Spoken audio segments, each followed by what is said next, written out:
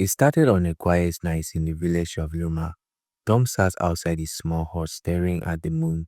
The air was cool, and the trees whispered as the wind passed through them. He was just a normal boy, or so he thought, until that night. As he sat, he heard a voice, soft and shaky. Help me, he said. Tom looked around. Nobody was there. He shivered, his heart beating fast. Who? Who said that? The voice came again, closer this time. Tom, I need your help. Tom jumped to his feet. He could now see a figure standing near the old mango tree. It was a man, but he was pale, almost see-through. Tom's eyes widened. He tried to run, but his feet refused to move. Are you a ghost? The man nodded. I died many years ago, but my soul cannot rest. I must tell my family what happened to me. You are the only one who can see me. Please help me. From that night, Tom's life changed forever. Tom barely slept. His heart raced all night. When the sun finally rose, he decided to tell his grandmother Nene about the strange encounter. She listened, her eyes full of worry. My son, this is a powerful gift, but it is also a heavy burden. Many will not believe you. Some may fear you, but you must do what is right. Tom took a deep breath. He knew he had to help the ghost. He went to the mango tree where the ghost stood that night before. Tell me what happened to you, he said. The ghost's name was Papa Olu. He was a hunter who had disappeared years ago. I did not die in the forest like they say. My friend Sam killed me over money. He told everyone I was eaten by a wild animal, but my bones are still in the old well behind his house. My wife and children must know the truth. Tom's hand shook. Could he really do this? Would anyone believe him? There was only one way to find out. Tom walked to Papa Olu's family home. His wife, Mama Olu, sat outside peeling cassava. When she saw Tom, she smiled. Tom, my son, what brings you here so early? Tom hesitated, then spoke. Mama, I know what happened to Papa Olu. Mama Olu dropped the knife she was holding. Her hands trembled. What do you mean? Tom told her everything. At first, she laughed nervously. Ah, this boy, you are playing tricks on me. No, Mama, I am serious. He told me where to find his bones. Tears filled Mama Olu's eyes. My husband always said Sam was not a good man, but nobody listened. That night, with a few village elders, they went to Sam's house. Behind it was an old well, covered with dry leaves. When they dug, they found bones inside. Papa Olu's truth was finally revealed. Sam tried to run, but the villagers cursed him. Justice was served, and Papa Olu's soul could now rest. Tom realized something that day. This was only the beginning. A week passed, and Tom started getting used to his strange new gift. He stayed alert, expecting another ghost to find him. One evening, as he walked near the river to fetch water, he saw a woman standing by the edge. She wore a long white dress. Her face looked sad. Tom, she called softly. He froze. He could tell right away she was not alive. Who are you? He asked, his voice shaking. My name is Anna. I drowned in this river many years ago. It was no accident. Someone pushed me. My husband. He wanted to marry another woman, so he got rid of me. Tom felt anger rise in his chest. Did anyone ever find your body? Anna shook her head. He told everyone I ran away. My family still waits for me to return. They deserve to know the truth. Tom clenched his fist. He had to lower back. But how could he prove what happened? Tom went to Nene and told her about Anna. She sighed deeply. This is dangerous, my son. If the man is still alive, he will not want the truth to come out. I know, Nene, Tom said, but I have to do it. That night, Tom went to Anna's old home. Her parents still lived there. When Tom told them he had spoken with Anna's spirit, her mother broke down in tears. I knew my daughter would never run away. Her father, however, was skeptical. How can we believe this? I can prove it, Tom said. Her body is still in the river. The next morning, the villagers gathered by the river. Tom pointed to the spot where Anna had showed him. He searched the water and found bones beneath the surface. The truth could no longer be hidden. Anna's husband tries to deny everything, but when the elders questioned him, he finally confessed. Justice was served, and Anna's soul could now rest. That night, Tom felt peace in his heart, and he had helped another ghost find their way home.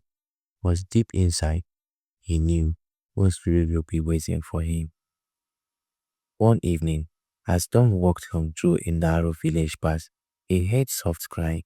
It was coming behind a large oak tree. He stopped and listened. The cry was faint, like a whisper in the wind. He took a deep breath and stepped closer.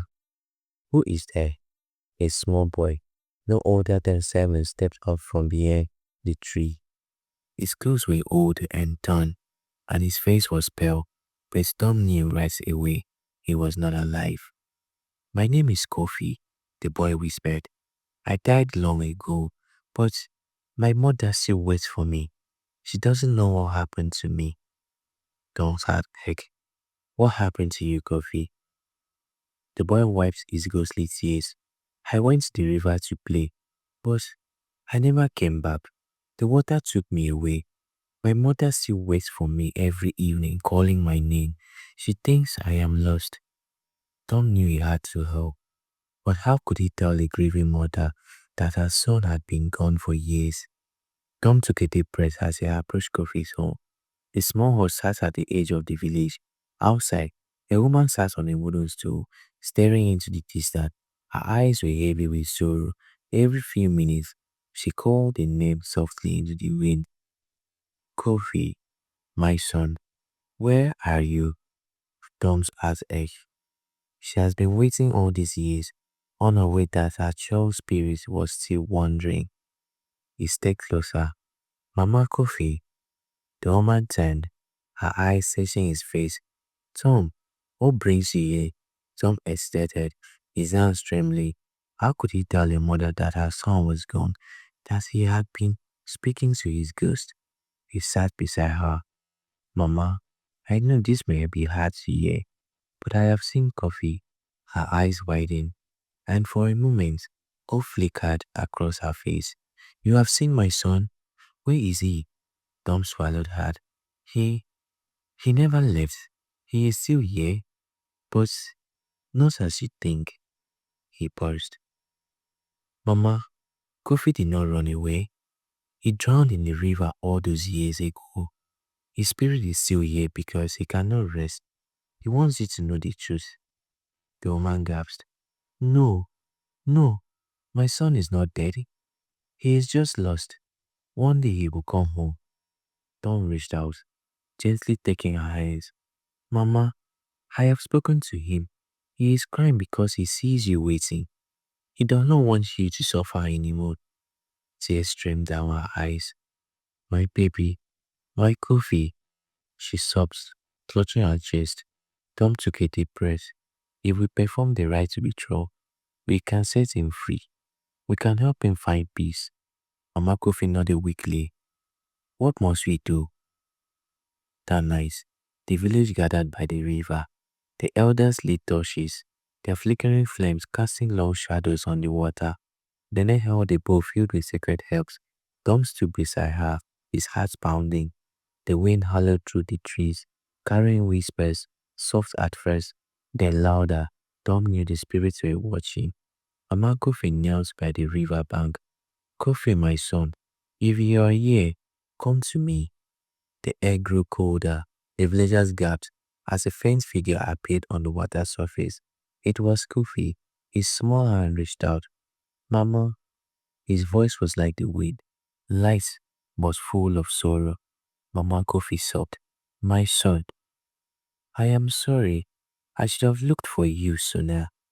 Tom stepped forward, holding a small calabash filled with river water. Kofi, it is time to go home. Let's go of this world. Your mother loves you, but you must rest now. The boy hesitated, then nodded.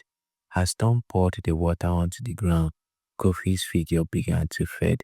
A warm breeze swept through the crowd, and for the first time in years, Mama Kofi smiled through her tears. Kofi was finally at peace. But As the villagers began to leave, Tom felt something strange. The air had changed. The whispers had not stopped. Something else was watching. Something dark. The following night, Tom laid in bed, unable to sleep. The wind outside had a different sound now, harsher, like a warning. Then he heard it, a deep raspy whisper. You should not have done that. Tom stood up, his heart pounding. His room was dark, but something moved in the corner. A shadow, it stretched across the wall, shifting unnaturally. Who? Who are you? Tom stammered. The shadow moved closer, a pair of glowing red eyes flickering in the darkness. You think you can send them away? You think you are in control? Tom's throat went dry. This was not like the other ghosts. This was something else. Something evil. You have opened a door, the voice hissed. Now, you must face what comes through. Then, as suddenly as it appears, the shadow vanished. Tom sat in the dark, shaky. He knew one thing for certain. Something had been unleashed, and it was coming for him. The next morning, Tom woke up feeling strange. His body was heavy, his head ached, and his arms burned. He pulled up his sleeves and gaps. Black markings covered his skin. Thin, twisted lines are pulsed like veins. Nene saw them and gasped. Tom, what have you done? I, I don't know, Tom whispered. I think something marked me last night. His grandmother face darkened. This is not good. That spirit has taken notice of you, and it shall not stop until it gets what it wants. Tom's stomach twisted. What does it want? Nene's eyes were filled with fear. It wants your soul. That night, the whisper returned, but this time they were everywhere. Tom heard them in the trees, in the wind, even in the voices of the villagers. He saw shadows moving where they should be known. The black markings in his arms spread further. His body felt weaker. Something was feeding on him. Nene gathered the elders. We must act fast. The spirit is ancient. It does not just hurt, it consumes. Tom clenched his fist. Then, tell me how to stop it. The eldest man in the village spoke. There is only one way. You must face it in the spirit world. Tom's breath caught. The spirit world? No human had ever gone there and returned. But he had no choice. The elders prepared a ritual. Tom sat in the center of a sacred circle, surrounded by burning herbs. And he placed her hands on his head. You must be strong, my son, she whispered. Do not let the darkness take you. The chanting began. The flames flickered. Then everything went blank. When Tom opened his eyes, he was no longer in the village.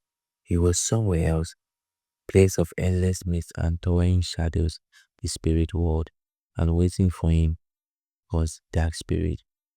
A spirit loomed over Tom, its red eyes glowing. You do not belong here, boy. Tom stood firm. You cursed me. You tried to take my soul.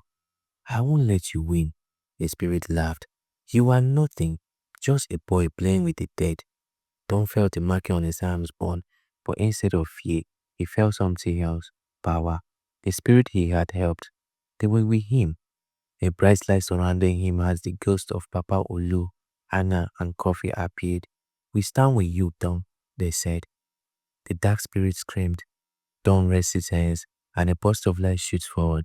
A spirit shrank as it was torn apart, vanishing into the mist. Tom gasped, his body shaking. He had won. But as he faded back to the living wall, one last whisper echoed in his ear. This is not over. Tom opened his eyes, gasping for air. The elders surrounded him. Then they smiled in relief. You did it. Tom sat up, feeling lighter. The markings were gone. The whisper had stopped. But deep in his heart, he knew this was just the beginning. Tom had survived, but his journey was far from over. Most spirits were waiting. Most secrets were buried. And somewhere, in the shadows, something was watching.